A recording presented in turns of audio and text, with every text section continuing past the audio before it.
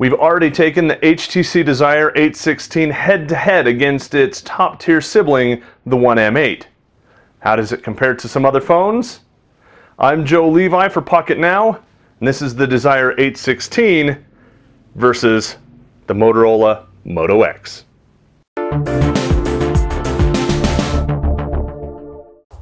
After updates, both devices run Android KitKat 4.4. HTC's runs Sense UI 6 on top of that, but Motorola stays a bit more true to what many would call pure Android with its product. When it comes to weight, you're going to feel a difference. The Desire 816 is 5.82 ounces compared to the Moto X's 4.59 ounces. As far as size is concerned, the Desire is bigger. A lot bigger. Turning to construction, the Desire has a nice matte border around its edges, but the back has a slippery gloss surface. Motorola went with all matte, and it's much easier to hold. What's more, the Moto X felt more solid and didn't squeak like the Desire did. One of the distinguishing factors of today's HTC devices are their front-firing speakers. Sound from the Desire has much better range than the Moto X, although both are fairly loud and clear. We liked listening to the Desire more than we liked listening to the Moto X.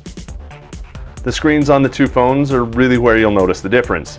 The Desire has a huge 5.5-inch LCD2 720p screen with 267 ppi, whereas the Moto X has a 4.7-inch AMOLED screen at 312 ppi.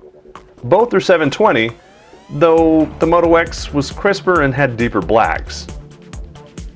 The battery in the Moto X is 2200 mAh, which provided us with about 12 to 15 hours between charges with moderate to heavy use. The battery in the Desire is 400 mAh bigger. It netted us 2 solid days of use. But before you get too excited, remember that although both devices support LTE, we couldn't test how well it worked on the Desire since it's only compatible with T-Mobile's Edge bands. We also suspect that we would have netted similar results if both devices were running LTE. As far as Wi-Fi, unlike the Moto X, the Desire doesn't include the 5 GHz band, which means it can't connect to 802.11a or the faster AC networks. For why that's important, make sure you check out our editorial. The Desire, with its 1.6 GHz quad-core Snapdragon 400 and an Adreno 305 GPU, fared a bit better in performance than the Moto X with its custom dual-core 1.7 GHz SoC and Adreno 320 GPU. Motorola went to great lengths to build out the X8 platform for battery saving, as well as the ability to gather ambient information. Some things that the Desire just can't do. The Desire includes a bit less RAM, 1.5 gig compared to the Moto X's 2 gig. When it comes to storage, the Moto X comes in both 16 and 32 gig configurations. The Desire only comes in 8. But on an upside, the Desire does include a micro SD card slot, so you can add up to 128 gig more storage.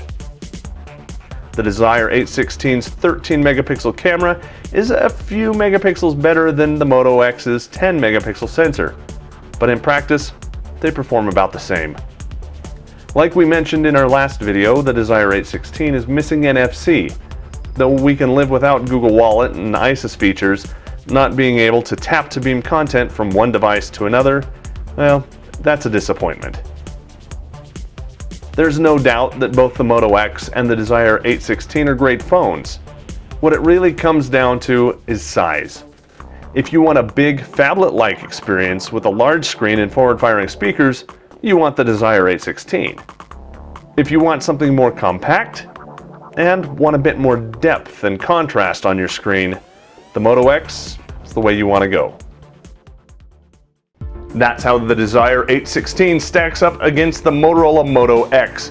If you liked the video, make sure you give it a thumbs up. If you want to see the rest of the coverage as soon as we have it available for you, make sure you hit that subscribe button so you don't miss out.